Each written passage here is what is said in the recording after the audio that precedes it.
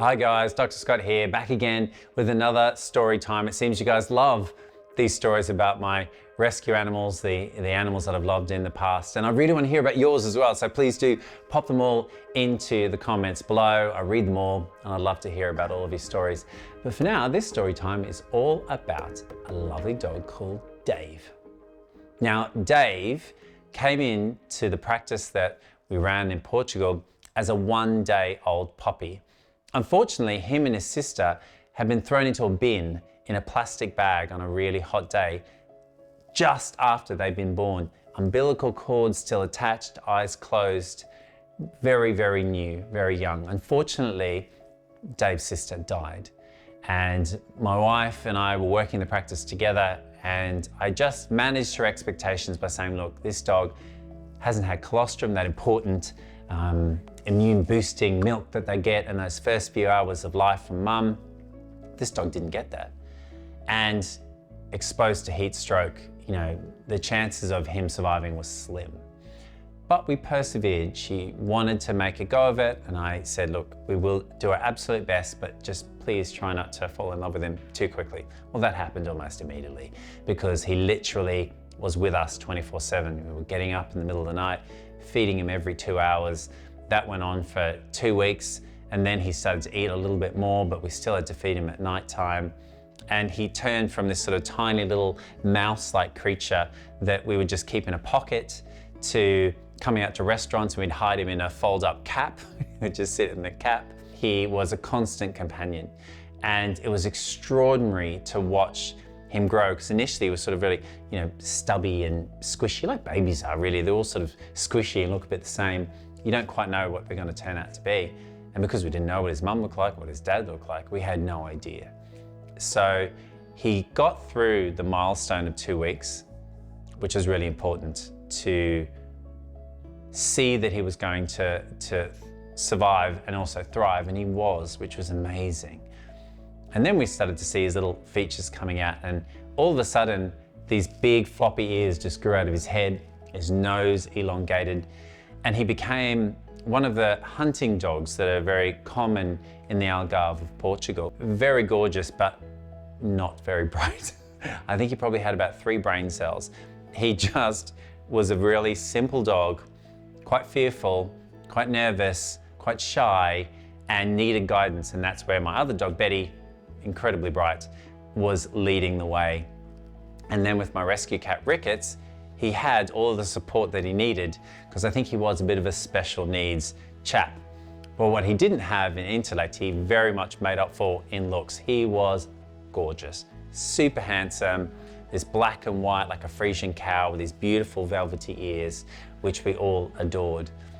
So he grew up alongside Betty and a puppy that we didn't know how big he was going to get, and he quickly surpassed how big Betty was and ended up being about twice the size, about 20 kilograms or so.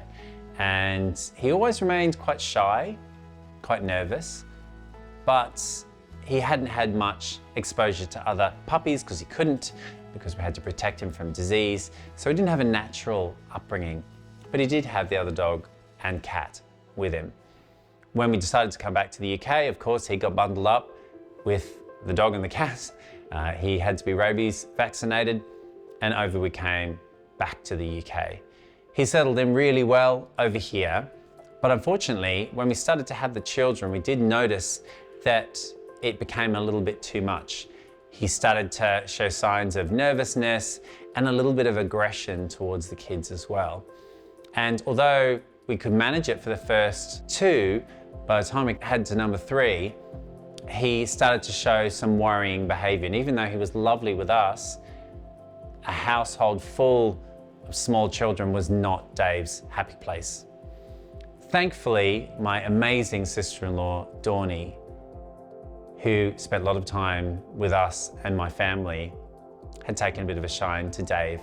And I think after one of these interactions, we took that really difficult decision that actually our home had become the right place for him. And that's why I'm such a massive advocate of not judging people when they need to rehome their animals, because invariably those animals are better off with someone else. and if it's a considered decision for the best interests of everyone, then that shouldn't be frowned upon. We should be supporting that, because otherwise people dump their animals on roads, or they don't do the responsible thing of taking these animals into places where they will be loved and cared for and nurtured. But for me, we were very lucky in that Dawnie could see how much we loved him, but that the home we developed wasn't quite right for this very special chap. So she took him on, and that was amazing. She had older kids. She lived in Norfolk, which is surrounded by farms and fields.